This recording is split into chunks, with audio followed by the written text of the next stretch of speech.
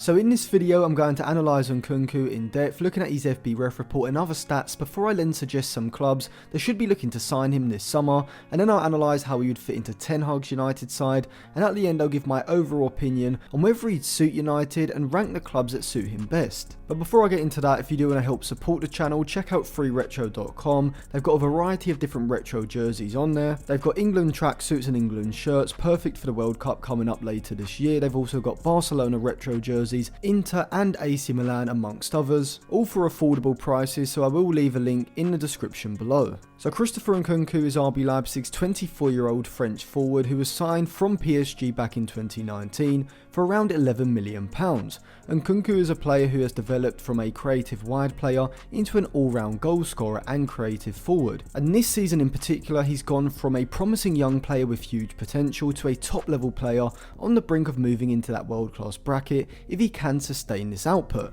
At Leipzig, Nkunku was used as a left winger early on in his career there under Julian Nagelsmann, but has gradually moved more centrally, as now under Dominic Tedesco he plays in a front three with Dani Olmo and Andre Silva, playing the role of a second striker, making runs off of Andre Silva's deeper movement into goal scoring positions. Nkunku is accomplished in pretty much every area that you would want from a forward, being a fantastic dribbler, able to receive the ball, stand up the defender before using his acceleration and ball control to burst past a player, and this dribbling ability can be seen as he's completed 2.1 dribbles per 90 in the Bundesliga this season, the 23rd of any player in the league, more than players like Moussa Diaby, Jeremy Frimpong and Donyell Malen. He's also a creative threat in the final third as well, able to carry the ball forward at speed before having the vision and weight of pass to thread a through ball in behind the back line or disguise a reverse pass to set a player through on goal. But not just this, as this season he's added goals to his game as well. Playing in a central area alongside Andre Silva, we see that Nkunku makes direct runs ahead of the Portuguese forward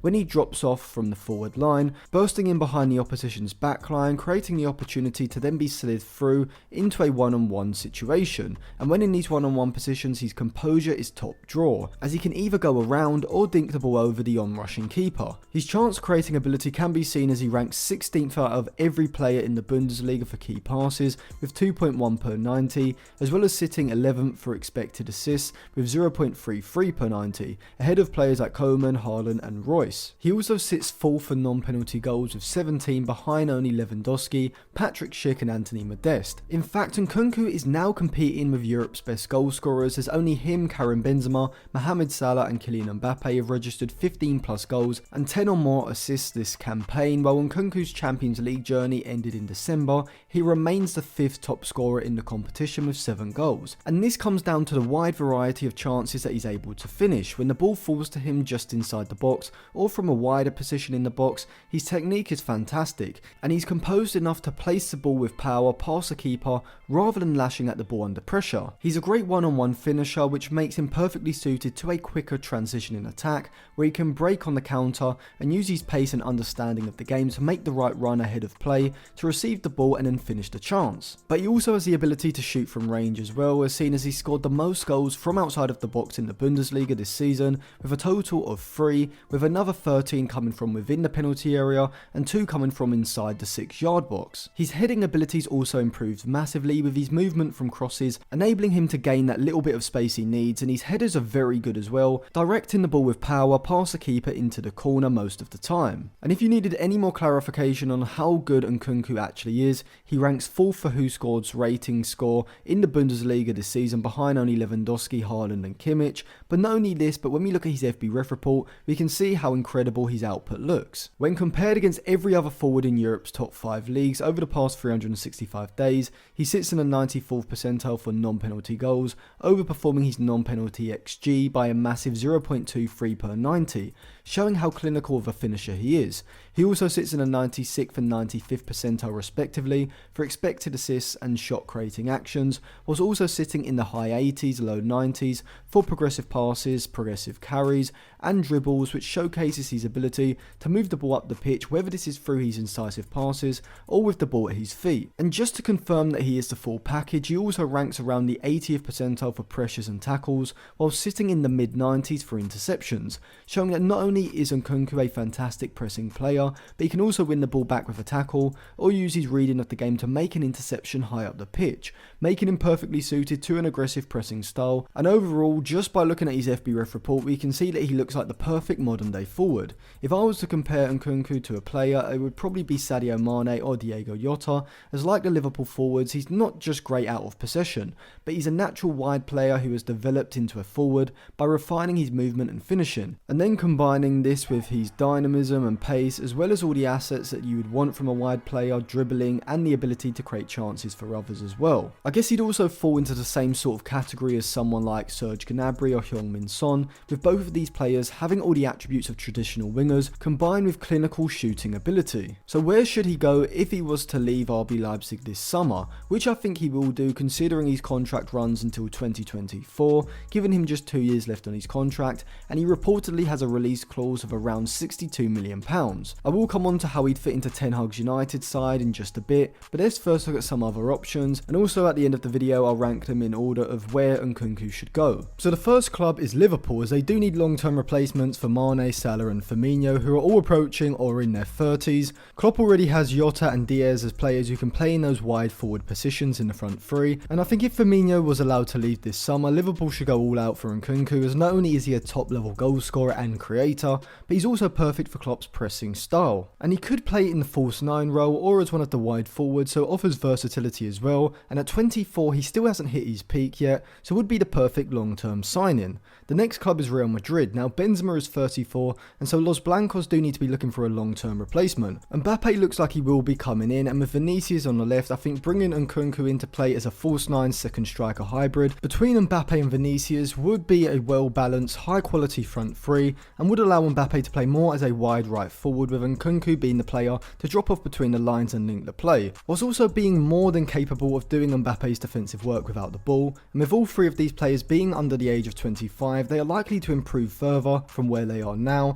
potentially giving Real Madrid the best forward line for the next 5 to 7 years at least. Another good fit for Nkunku would be Bayern Munich. With Müller and Lewandowski aging, Bayern basically need a whole new front line. Nagelsmann uses a very fluid system, almost using a narrow front three at times, with two of Gnabry, Sane or Coman on the flanks holding the width, and I think Nkunku would work well as one of the two players behind the striker, dropping between the lines to link the play, which he does do very well with first time flicks into players, which connects the front line with the rest of the team and is crucial to progressing the ball into the final third. Alongside a deeper lying forward like Lewandowski, who drops off from the forward line, Nkunku could play more as a second striker, making runs off of his movement into goal scoring positions. He'd be a lot more expensive than Bayern would probably like, but given how good he's been in the Bundesliga, his versatility in that front line, his defensive capabilities and his age, it seems like a no-brainer to me. Paris Saint-Germain would also be an appropriate fit for Nkunku, as whilst they would be paying around 6 times what they sold him for, they basically need a completely new front line, with Mbappe looking likely to leave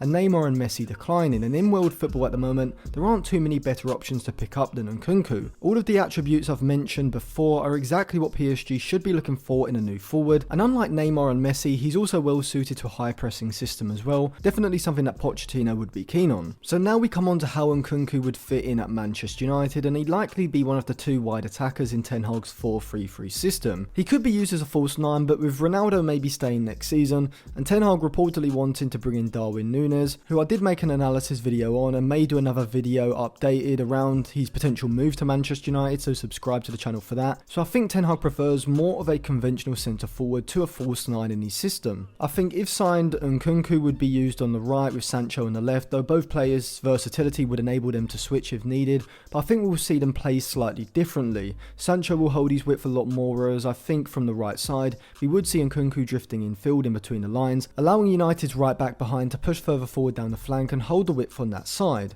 This would allow Nkunku to be closer to United's centre forward, Ronaldo for example, in order to either drive the attack forward on the counter through the centre of the field or make runs ahead of the forward line into goal scoring positions as he does at Leipzig. But would this work? Well yes, if the side was set up to allow Nkunku to move into these central zones in possession. I think if Ten Hag wanted to have natural wingers in the 4-3-3 from each side, Nkunku would maybe be wasted on the flank, so I think Ten Hag would have to get Nkunku into central positions when United have possession. Ten Hag has shown his tactical flexibility at Ajax, so I do have faith that he can make these adjustments, and if he did, I think Nkunku would be a fantastic signing for all the reasons I've mentioned, but also because he offers United something they don't have in abundance and desperately need, and that's clinical finishing ability. So United have been far too reliant on Ronaldo for goals this season, with Sancho, Elanga and Rashford all somewhat flaky in front of goal, and Fernandes losing his finishing ability that made him so successful in his first season and a half at United. And so having a player who can comfortably bag between 15 and 20 goals in all competitions at least will dramatically improve United, helping them take chances that they've been passing up, which will ultimately lead to more games being won, which is why Nkunku could be a decisive signing for Ten Hag. He'd cost around £60 million, but if United could still bring in 4 or 5 players as well as Nkunku, I think he should be one of United's priority signings. So where should Nkunku go, not just from his own point of view, but also from the club's point of view as well? In 5th I've gone for Liverpool, as while he would be a superb signing, having already signed Luis Diaz in January and still having Roberto Firmino, I think Liverpool may wait till next summer before bringing in a replacement, especially for a fee in the region of £60 million. In 4th I've gone with Bayern, because even though it is a good fit for Bayern, it's a pretty boring move for Nkunku, so still a pretty good transfer but a bit meh. In 3rd I've gone for PSG. Once again, from PSG's perspective, it would be a great move, but for Nkunku, even though I do think it would be a more attractive proposition than Bayern, I think Real and Manchester United would be better moves. So in 2nd I've gone for Manchester United, as I do think if signed, Nkunku would be the centrepiece of Ten Hag's system, with the team built around him, and I think this would get the best out of him. He'd be exactly what United need, and I think the challenge would be better for his career than either PSG or Bayern Munich. And in 1st I've gone for Real Madrid, as I think he's good enough already to play for Los Blancos and would be the perfect player to play alongside Mbappe and Vinicius in that front three from a tactical point of view. He'd be able to instantly challenge for La Liga and the Champions League, and £60 million is a reasonable fee for Real Madrid to pay. So thank you for watching. If you enjoyed that video, remember to subscribe to the channel, give the video a like as well. Check out some of my other videos in the description, go over to freeretro.com for those jerseys as well, and put your thoughts in the comment section below.